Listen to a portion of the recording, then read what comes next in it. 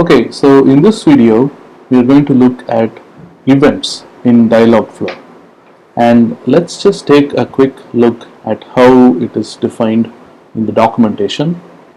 So you can see that it says events is a feature that allows you to invoke events by an event name instead of using a user query. So as you know, usually if you want a response from the agent that you created, you usually have the user typing in like a query, and then DialogFlow will come back with a response.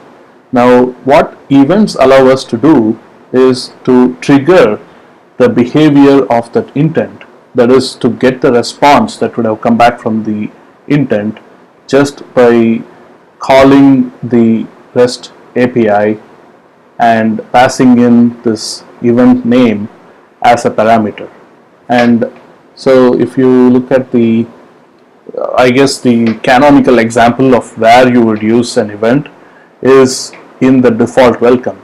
As you might know, usually in DialogFlow the sequence is the user first types a message and then DialogFlow will come back with a response.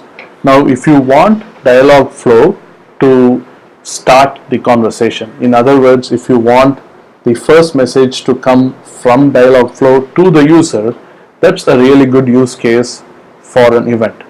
And I'm looking at a demo chatbot inside my DialogFlow console, and you will usually see that inside your default welcome intent, and this is an intent which is created automatically for you every time you create a new agent, you will see that it has this event with the name of welcome. So the way it should usually work is you will call the REST API of DialogFlow and you will use the /query endpoint, and you will actually pass the event name. In this case, if you want to trigger the welcome intent, you will pass the event name called welcome instead of passing it a query. That's one of the parameters which is inside the endpoint. And I have an example of this in my website, so you can go and check it out, but that's a basic idea of what an event is and how it works.